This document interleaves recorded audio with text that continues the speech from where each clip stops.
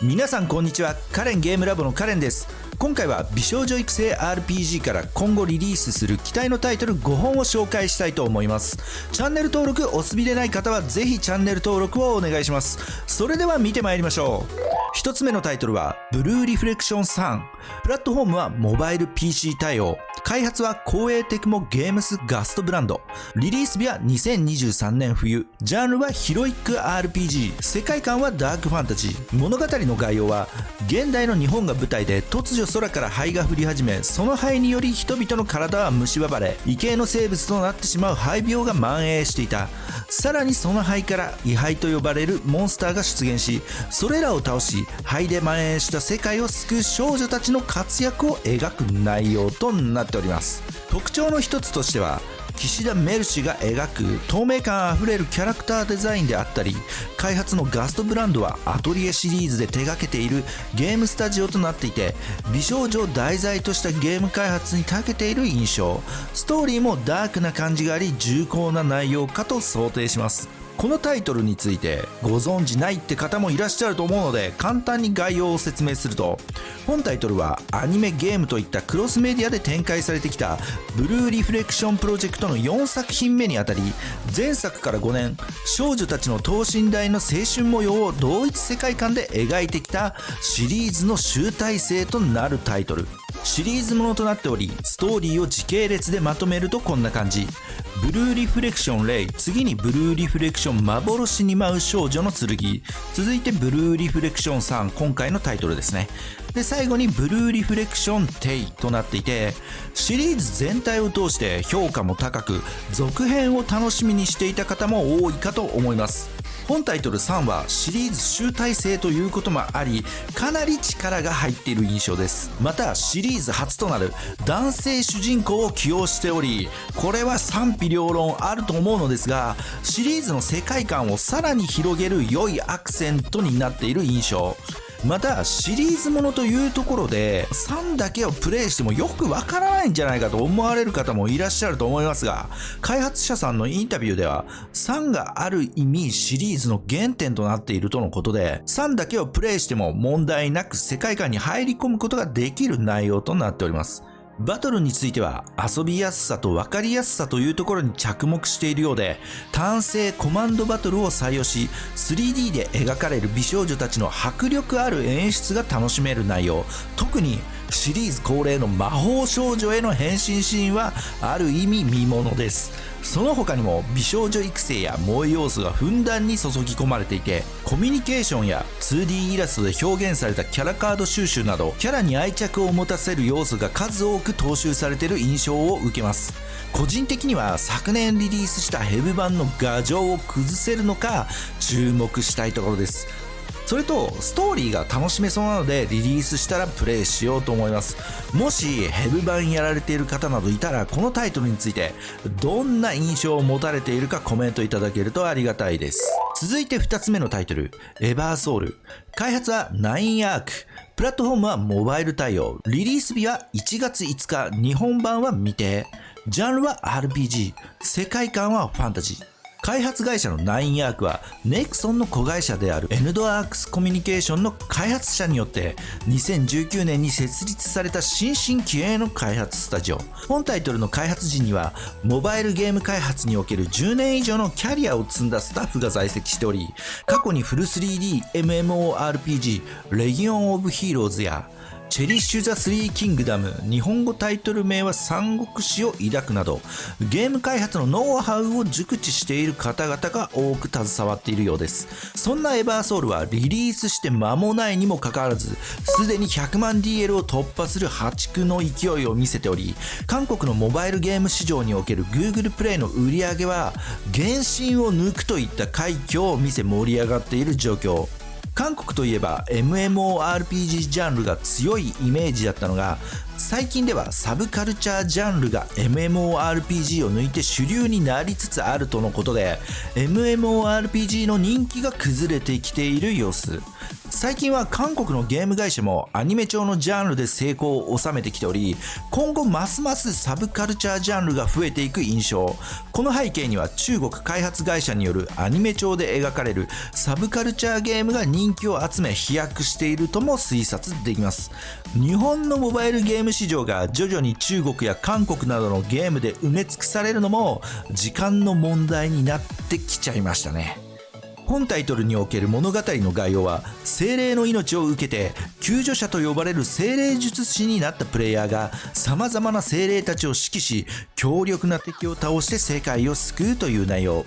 売りの要素としては何といってもハイクオリティなグラフィックで描かれるアニメ調の演出。この PV 見て思ったのは、プリンセスコネクトリダイブがリリースした時のアニメ RPG というキャッチフレーズがよぎりましたね。当然この手のゲーム、登場キャラは主人公以外多分美少女キャラしかいないと思うので、どこまでキャラの可愛さであったり魅力をふんだんに伝えられるかってのが肝かと思います。キャラにファンがついてしまえばガチャは回る、グッズは売れるなどビジネスとしては成功なので、このグラフィックに力を注ぐのはありだと思います。ただ開発費は相当なものだと思います。バトルや他のコンテンツについても目新しいものがあると思うのですが、バトルはステージ踏破型となっていて、ステージ選択後はフィールドを操作しシンボルエンカウントでバトルが発生。バトルはフルオート型のスキルタップ式で、スキル発動時にはアニメ調で描かれる見応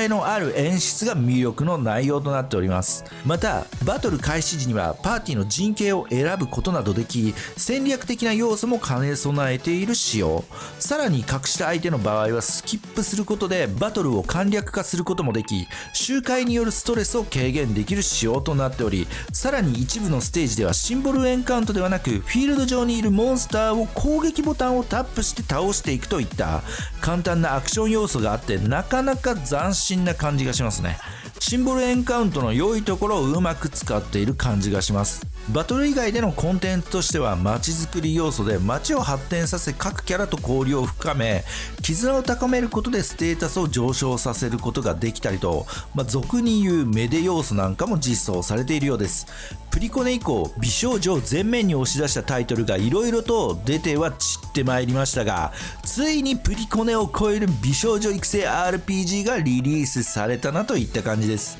バトルや育成の根幹となる部分はバルコネやプリコネを参考にしていると思うので、結構楽しめそうなタイトルと思います。日本でのリリース目処は立っておりませんが、ぜひ日本でのリリースも検討してほしいと思います。続いて3つ目のタイトルはソングオブウーシャー。開発はドリームステップ。プラットフォームはモバイル対応。リリース日は未定。ジャンルは武教育成アドベンチャー RPG。世界観は架空の古代中国が舞台。物語の概要は、主人公は100年に1人の天才武術少女で、狂客良妃の養女だったが、主人公が幼い頃に良妃は失踪してしまい、その後養父の友人に雇われ武術を学び、やがて成長し、修行を兼ねて養父を探す旅に出るといった内容。このタイトル、2020年9月に PC 版が Steam でリリースしており、それのリメイク版がモバイルでリリースする予定となっております。本作の内容は育成ゲーム要素のあるターン制バトルで、古き良き JRPG を現代風にアレンジした武教アドベンチャー RPG ということで、アドベンチャーゲームのようにゲーム中に選択肢が頻繁に表示され、選択肢によっては主人公のパラメーターが変化したり NPC の好感度が変化する仕様。バトルはコマンド選択型のターン制バトルで、行動の早い順に戦闘を開始し、バトルコマンドは攻撃、防御、スキル、道具の4つと王道な RPG スタイルをとっております。かなりシンプルなコマンドでファミコンのドラクエを感じさせる内容ですよね。また敵にはガード値が設けられており、それを削ることで弱体が狙えるブレイクシステムが採用されていて、スキルについては自分が攻撃する、もしくは敵から攻撃を受けることでゲージが増え、100% になると攻撃方法の選択肢にあるスキルが使用可能になり、敵に大ダメージを与えられるといった感じなので、ブレイク後にスキルを叩き込むなどちょっと考えながらバトルを展開することなどもできそうなので、強敵なんかの時には戦略を練ってバトルを進める感じかと思います。個人的にバトル面はシンプルにまとまっていて、ある意味遊びやすそうな感じがして良いなと思いました。ただこれだけだと新規性に欠けてしまうので、このタイトルならではの要素としては、本作には日時の概念があり、日程表に記載のある黄色い星印のあるところは強制イベント、7日後の最後には戦闘イベントが発生する仕組みなので、7日後に起こる戦闘イベントまでにパーティーを鍛え上げて準備しておくというシステムになっています。経験値やお金の概念はなく、行動を通して能力を上げていくので、ゲーム内の時間を消費し、新しい攻撃スキルの獲得であったり、仲間との親密度を上げたり、1日の時間は限られている中で何を行い何を行わないのかを決める必要があり、育成アドベンチャー要素がかなり強く出ていて、パワープロやウマ娘のような感じかなといったイメージ。ここが新しい要素だなと思っていて、今までの RPG だと経験値や金策はモンスターを狩ることによる周回作業でレベルが上がったり、スキルを習得したり、性能の良い武器を揃えていくというのが当たり前の王道パターンでしたが、本作はその煩わしさをアドベンチャー育成という形で良い意味で省略し、テンポよく物語を進めていくことができるという感じ。このシステムを RPG というジャンルに組み込むのってなかなか勇気いりますよね。受けるかどうか全く未知数ですからね、かなりチャレンジしたんだなと思います。で、スマホ版ではどうなるかっていうところなんですが、プロデューサーのインタビューを見ていると、そっくりそのままスマホに落とし込むということはせず、かなり簡素な形にするということらしいです。個人的にはこれ以上簡素な形っていうのはかなり危険だなと思っており、Steam 版の状態でもかなりコンパクトに仕上がっているので、逆に肉付けする感じで最低限のコンテンツを追加し、さらにアドベンチャーパートの派生パターンを増やし、キャラガチャなどをつけた感じでリリースしたらどうなんでしょうかね。ベースがシンプルなので、モバイル向けのゲームサイクルを構築した方が良い気がします。ちょっと簡素にするっていうのがどこまでするのかっていうのが気になりますが、リリースしたらぜひ遊んでみようと思います。ちなみにリリース時期が未定なので、中国語で良ければ Steam で720円で販売されているので、気になる方は Steam 版をプレイしてみてはいかがでしょうか。続いて4つ目のタイトルはナイトウォーカー。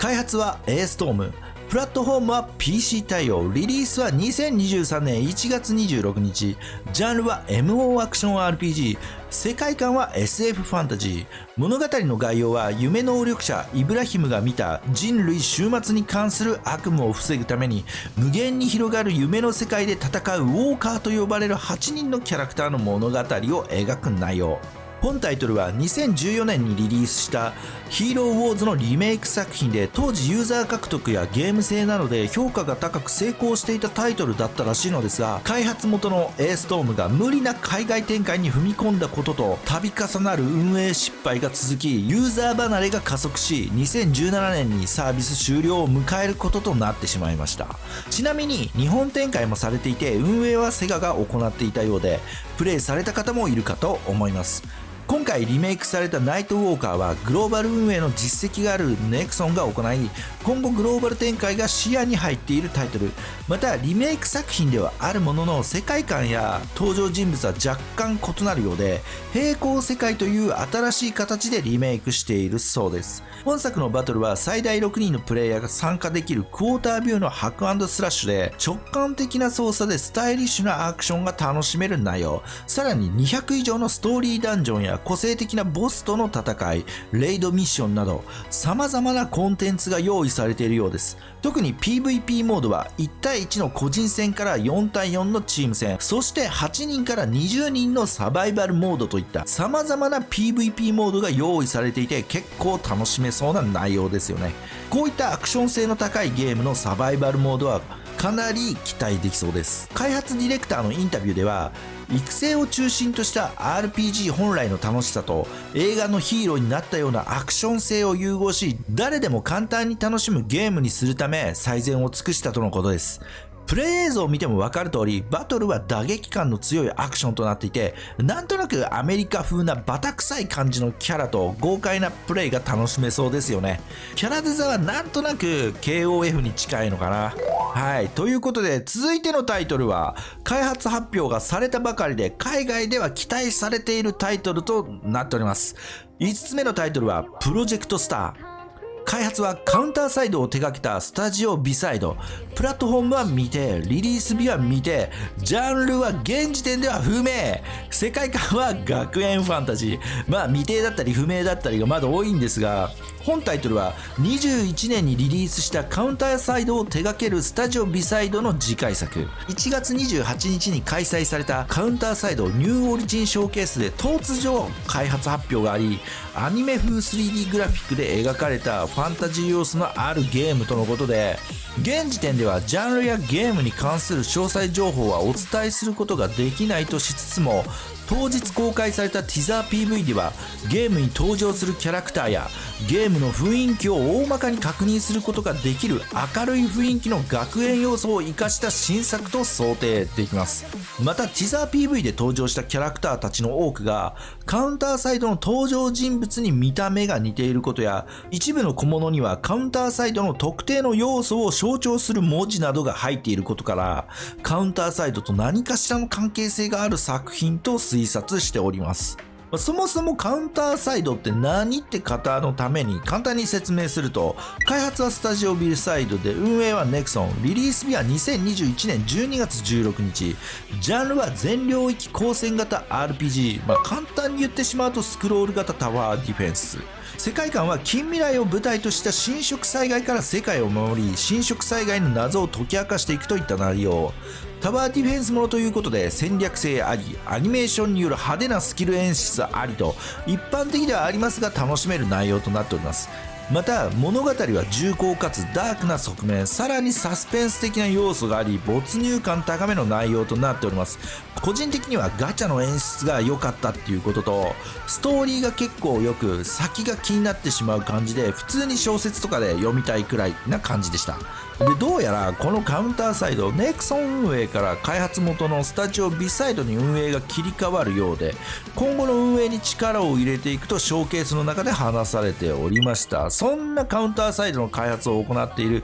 スタジオビサイドの2作品目ということで、このタイトル推察するとここ数年の旬なジャンル、オープンワールド系であったり、あるいはパニグレのようなスタイリッシュアクションものであることが予想されます。もしかしたらカウンターサイドの技術ノウハウがあるのでタワーディフェンスものになる可能性もありますが、もはやこのジャンルを出しても売り上げが伸びないといった結果が分かっているので、出ないことを祈りますPV のキャラはよくできていて素材は良さそうなので、流行りのジャンルに落とし込む形で進めてほしいです。リリース時期は3年後とかになりそうなので、今後どうなるかわからないですが、新情報があればまた紹介したいと思います。はい、今回は美少女育成 RPG からアクション RPG、さらに今後期待の開発タイトル5本を紹介してまいりましたが、いかがでしょうか。個人的にはどれも新規性がありそうで楽しみなタイトルかなと思っております。ということでチャンネル登録はお任せしますが、ぜひもう一本カレンゲームラボの動画を見ていただけるとありがたいです。それでは今回はこの辺でご視聴ありがとうございました。引き続きよろしくお願いします。